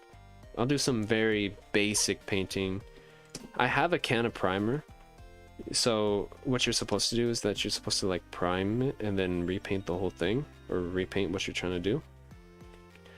But I mean, I don't know, it's just so much effort that I just like to go quickly, you know, quickly but good. Yeah, or what is it? I said it earlier, it's like I want as much like quality for as little time as I can put in. Which, I mean, I'm still putting in a good amount of time, so I guess you guys can understand where I'm coming from with that. Think painting is the one thing you would enjoy? Yeah, the thing about Gunpla is that you really don't need to paint for most of the time. Like for me, I'm just like filling in gaps with marker and it looks good. But I don't know, painting it takes such a long time. I personally haven't done too much. Like I've experimented on this guy and I did it wrong. So now the legs are a little bit messed up, but you know, this is the experimental Gundam, the funny Gundam as I called it once on Twitter, where I'll put on funny accessories and make it look weird. Alright, got that. Now we need the joint, which the joint is just a simple 2 pieces. To get a double joint, that's quite impressive for a Gunpla kit. Which, I mean, for entry grades, this is the first entry grade to come out. There's 3 of them now. And the one that most recently came out is really, really impressive. So definitely, I would honestly recommend that one over this if that one had a full weapon set. This one, I mean, I think the full weapon set makes this worth it. Just because in order to get those weapons, you would have to buy some super old whack kit just for the weapons that's not being produced anymore. So I mean, I can like take these weapons and use it with my other one that I like better. But I mean, as a single kit, this is nice. Look, take a look at how much this bends, right? That bends out of the foot, and then this bends all the way back there. And then you can do some crazy bends with these things. So this kit, definitely a great one for starters. Like if you're gonna build one Gunpla, then take a look at a entry grade, because the entry grades are nice and beginner friendly, but you can still have fun with them even if you're a pro. And again, what I'm doing is just like bringing out some of the details there. You really don't need to do that, but I enjoy doing it, so that's why I do it. And there we go. There's a little bit more detail I can bring out over here. And I'll do that as well for this one. Boom. And boom.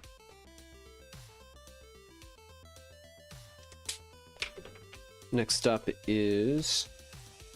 do I put this together first, or do I put it together first. Alright. Simple 2 pieces.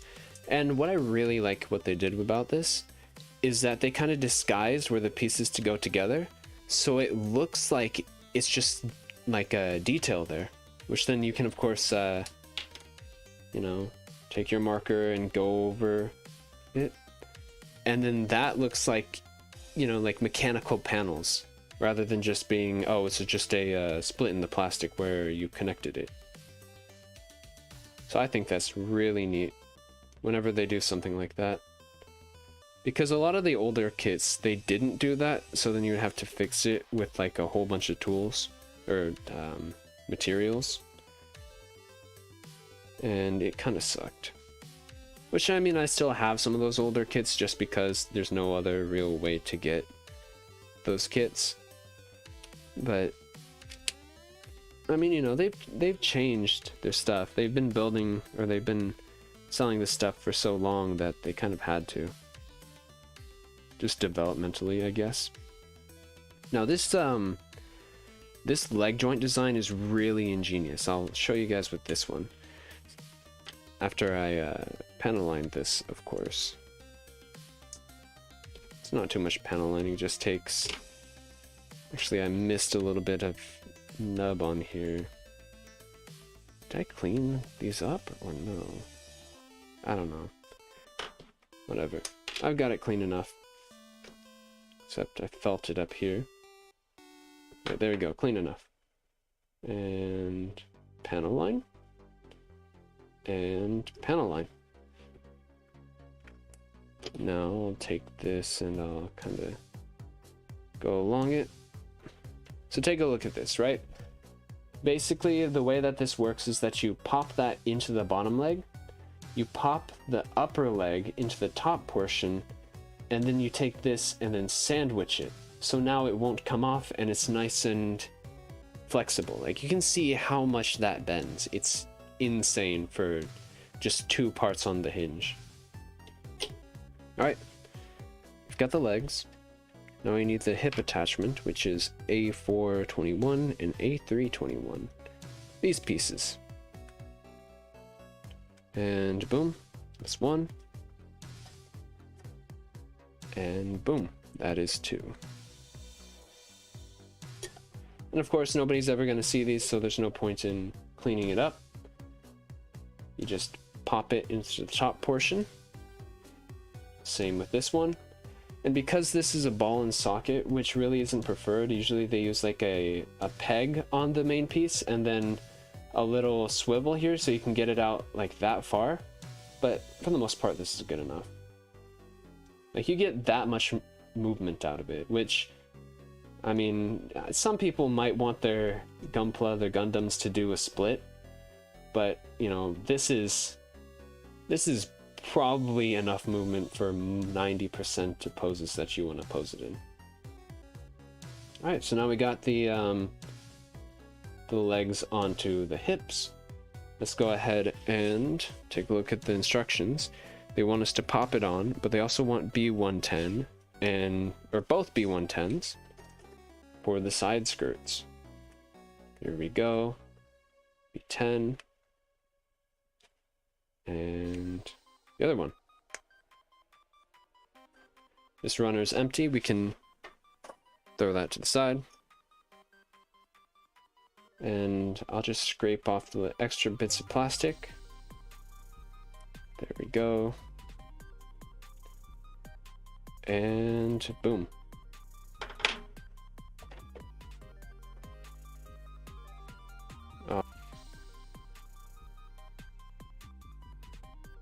Alright, so now this can use a little bit of panel lining. I'll just try my best to get it in the gap. So sorry you need to part ways for now. I might be able to come a little later if it's still on, but you're glad that you're able to be here for a while. Thank you. Honestly, if you're leaving, don't worry about it. Like, honestly, don't worry about it. If you've got something else that you need to do, I really don't mind. Especially for these sort of streams where I'm so focused on what I'm doing that, I don't know, I enjoy doing this, so I really don't mind if anyone's even here to watch it. But again, thank you for coming to this stream. I really enjoyed talking to you, and it's nice talking to everybody, especially when otherwise I would just be like silent building this all by myself. It's nice to talk about what I'm doing, how I'm building it, and you know, talking about whatever else you want to talk about. You enjoyed it? Thanks again. Yep, thank you for coming. Alright, I got these all finished up. Let's pop this one onto the hip. What we'll do is we'll pop this section onto the hip, and then the head onto the top section. I always have fun having company. Yep, exactly. I don't know what's wrong with the neck. It's kind of stuck. There we go. Throw the neck back in. Another color inaccuracy is that back here, this yellow is supposed to extend right here, but yeah, I mean, it's good enough. I'll fix it off stream if I want to, but yep. You can see how much movement is in this head. It's crazy. You can kind of like move it back and forward. You can have it look down, look like that's a crazy amount of articulation in the head. Like if you look at this old version, all you get is just like that.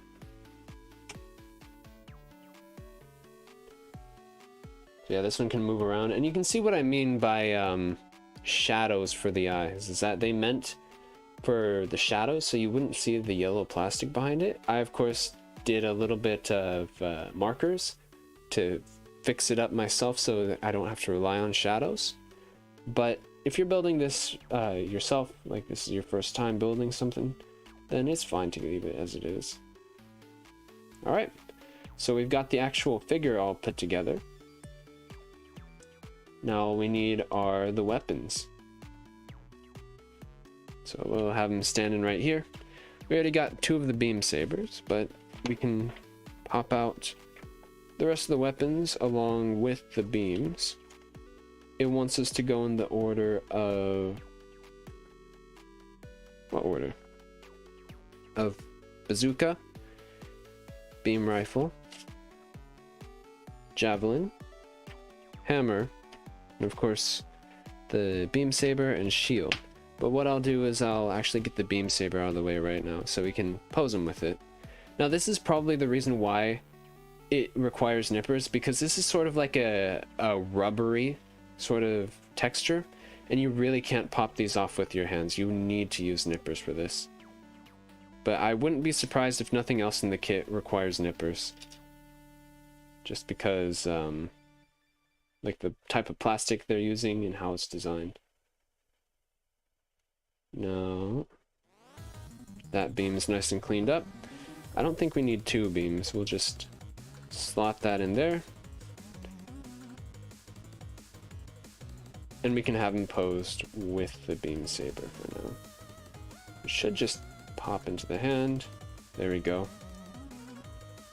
We'll do a little bit of posing on stream.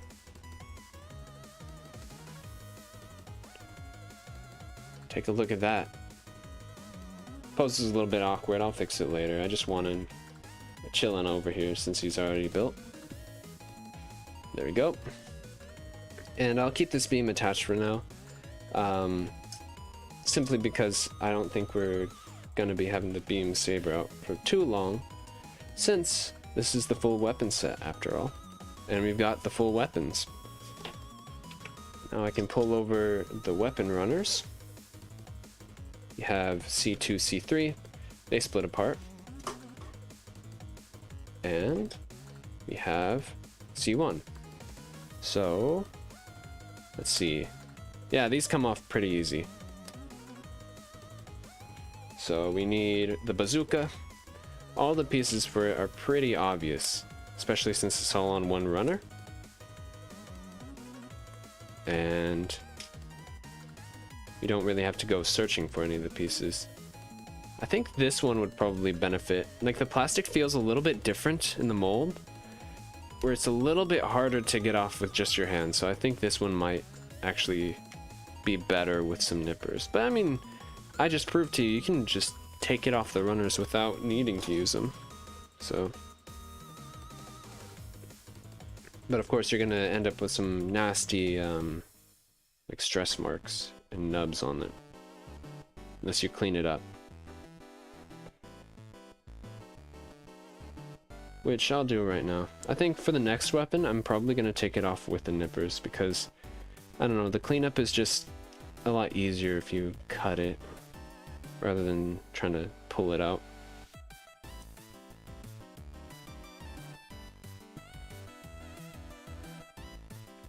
All right. And I actually have a the high grade bazooka over here to compare it to. This one's the high grade bazooka, which is very similar, but what you can see back here on the details is that these are actually inset, versus on the entry grade where these kind of like poke out. That's one detail that's better on the high grade.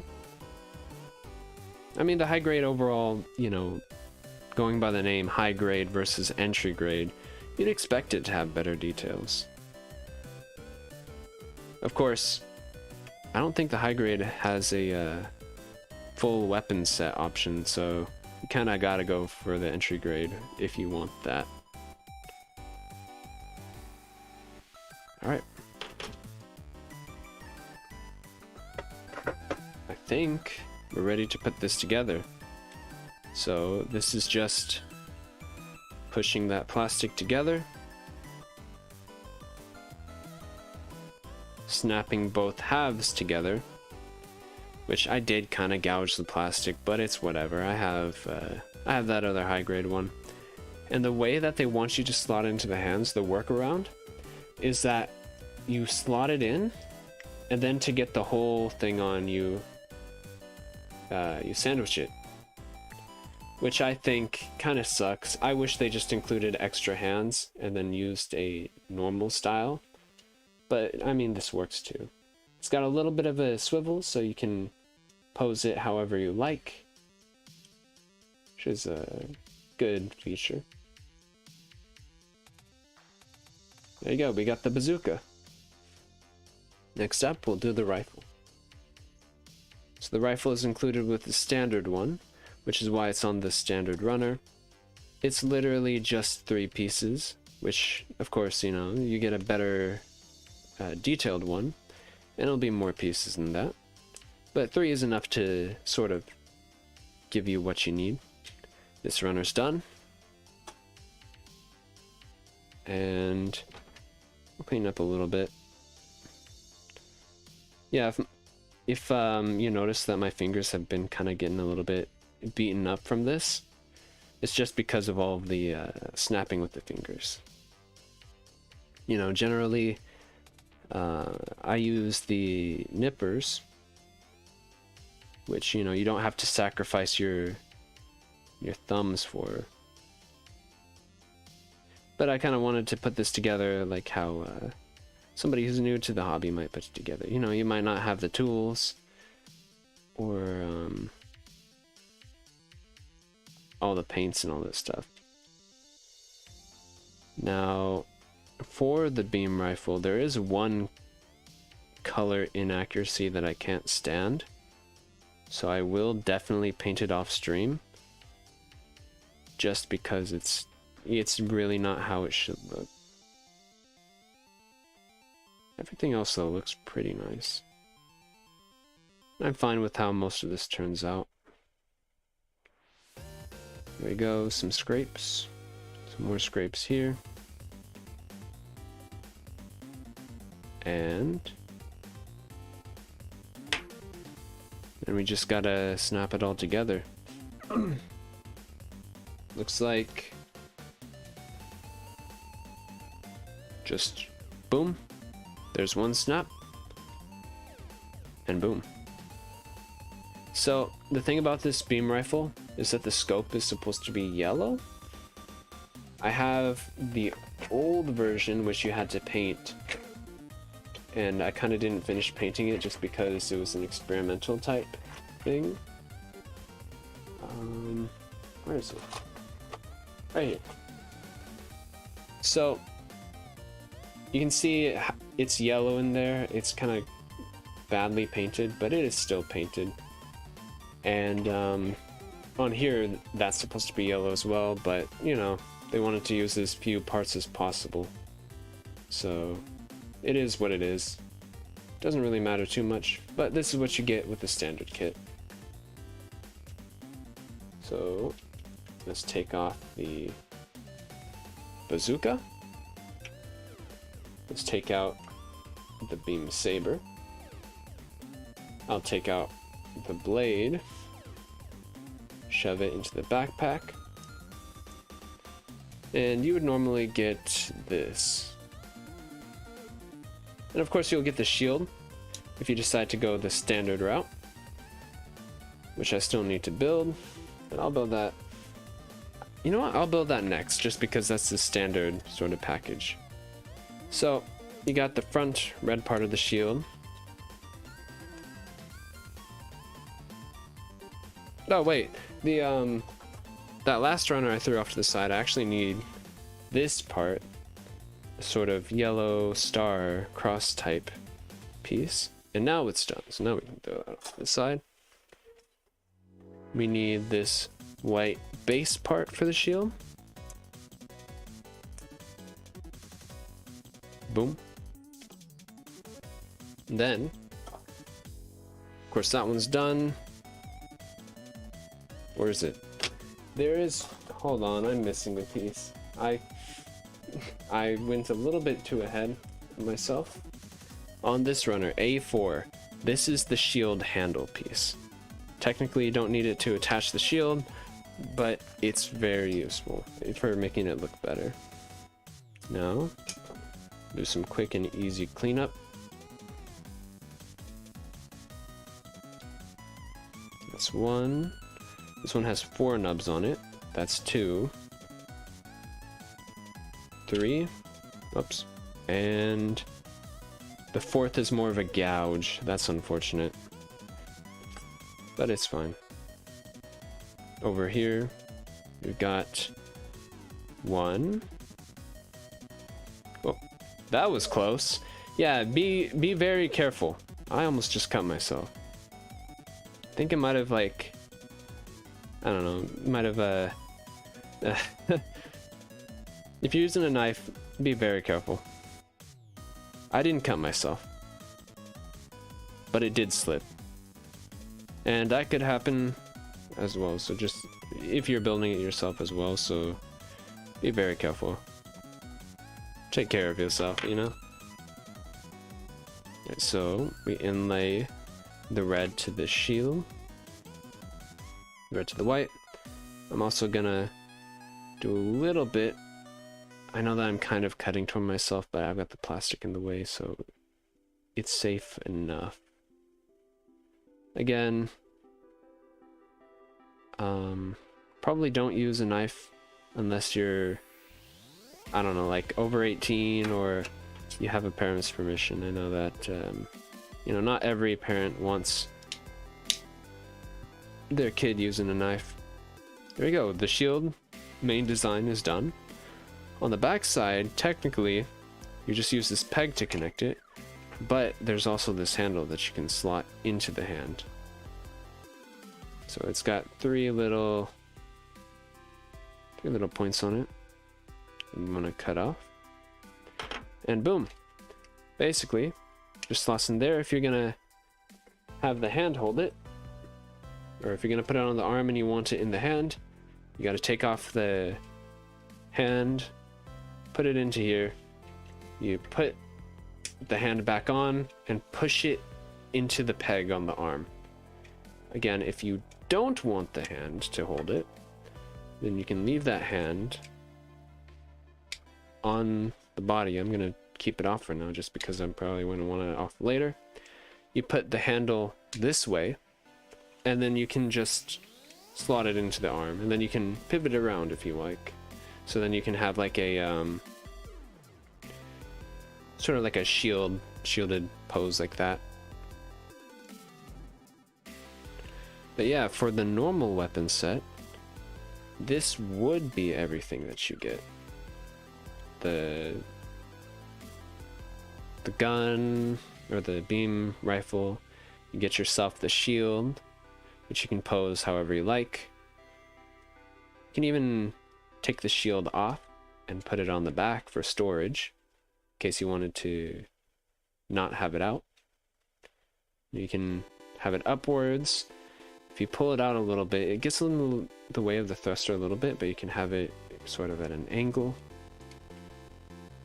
Overall, pretty nice shield. And for the arm, you get a lot of movement, right? You can put the joint that far up, you know, more than the 90 I was showing off earlier on the old version. And the arm, you can actually throw it all the way up too, because the shoulder has a joint up here as well. Alright, so now that we've got the shield done, I'll leave it on the arm. And I'll take out this beam rifle. We're gonna move on to whatever the manual says is next, which is the beam javelin. Now I'll explain in a moment why it's color accurate and why you might want to fix it. But it's, you know, if you don't really care too much about the colors, it should be fine. So basically, beam javelin is just this whole runner. Nice and simple.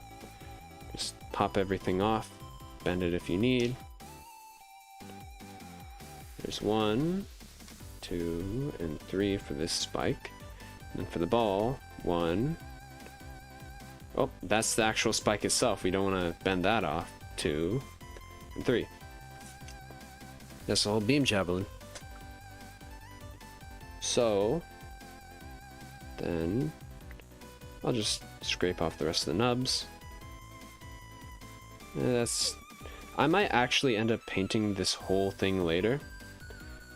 The beam javelin, of course, because it's way off from the actual colors. But I mean, I get that what they were trying to do. They're trying to save money so that you know, this can be sort of like an entryway for most people, rather than have it be completely accurate. Because I mean, hey, an extra weapon, which is an extra weapon included, even if it's not the right colors for the show, it's still an extra weapon. Which, I mean, I guess I paid for, but I mean, you know, it is what it is. You're paying for an extra weapon, not a color accurate extra weapon. So let's see, just need to clean this one up a bit. Definitely be careful with these smaller pieces, because I've almost cut myself quite a few times. Not actually like cut, but almost cut. Like, it's so close, it's crazy. Alright, so this, just by looking at it, I can tell. Don't need the instructions, I'll look at it anyways. You put that one into place, and then you put on the other half. There you go, the beam javelin. So, the reason it's color inaccurate is because if we look at the beam saber, and we look at this, they're the exact same handle. Whoops, meant to show it up here. They're the exact same handle. What the beam javelin is supposed to be is supposed to be like an extended rod version of this, and then this is supposed to be a beam. So, you know, like, it extends out, and then there's this giant like beam ball javelin thing on the end. But for being included in basic kit, it's alright. The one gripe though that a lot of people have about it, including myself, is that because it's got like the beam saber handle, you can only hold it with one hand. Because these hands don't split, there's no way to actually get it into that hand. Luckily though, if you're like me and you have lots of spare parts, it's not too big of a deal. I mean, it kind of sucks that you would need another kit's hand to do it. But like, if you steal hands off of the high grade, because you prefer this version to the high grade, I suppose, then you can actually get it right.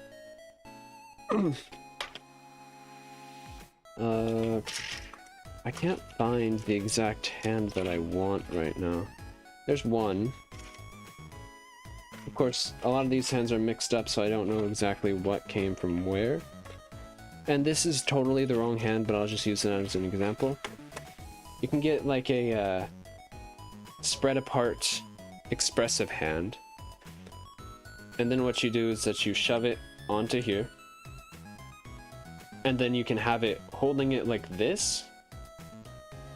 Whoops. You can have it holding like that, where it's widespread open.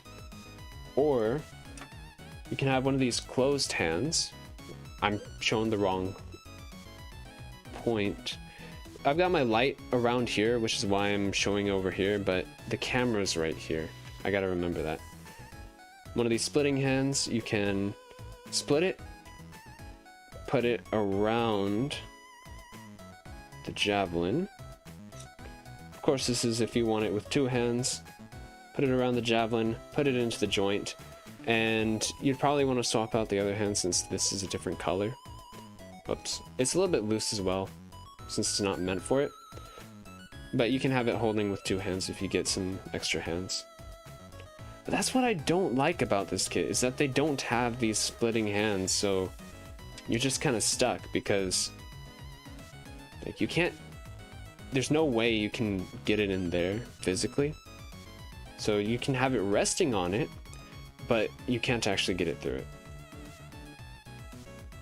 Alright. So Beam Javelin is all done. We'll go ahead and move on to the final weapon, which is the Gundam Hammer. Now this one, I can see they split it up into a lot of different parts. So let's do this. Got the chain. We've got the base, which is a giant anchor. Then we've got the actual hammer portion, which is not really a hammer, it's like a chain and ball, but it's still cool. They call it a hammer because, I don't know, you're hitting the enemy with it, I guess. Yeah, this is a lot of different spikes. And then that's the final runner. All that's left to do now is to put it together.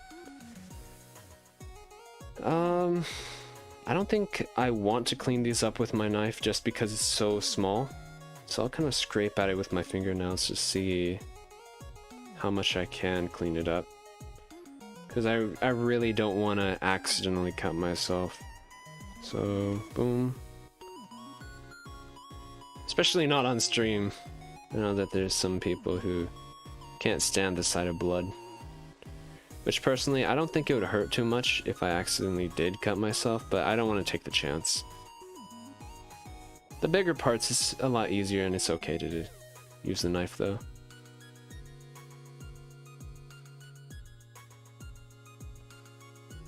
There's one half of the ball. And here's the other half of the ball.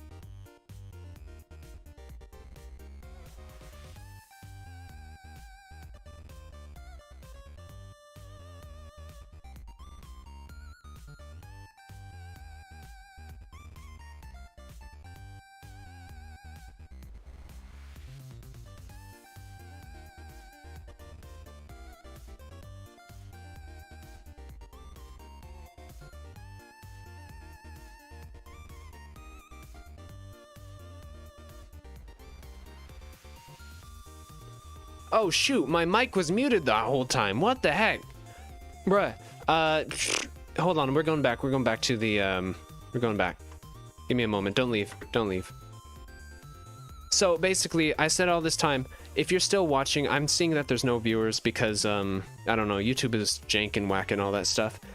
But, basically, we're done with the Gunpla. I'll put more pictures on Twitter. You can find me at VTuber. I might end up streaming tomorrow as well. If I'm going to be streaming, I'm going to be streaming some live 2D stuff. So if you're interested in that, go check it out. It's probably going to be on Twitch if I do stream it. So to find that, all you got to do is go to my channel page, and then it should be up on the banner. If you're on desktop, if you're on mobile, then you got to go to the About page, and you'll see a Twitter link. So yeah, more pictures of this guy on Twitter soon. If you want to stay up to date, then go follow me on Twitter as well. And my friend Cinnamon Bonbon, she's streaming right now, so definitely go check her out. I linked it in the chat. It's going to be pinned in a second. There you go. The message is pinned. And without further ado, I'll see you guys maybe tomorrow. If not, I'm going to be posting my stream schedule for next week, I think on Sunday. So, always fun to talk to you guys, and I'll see you later.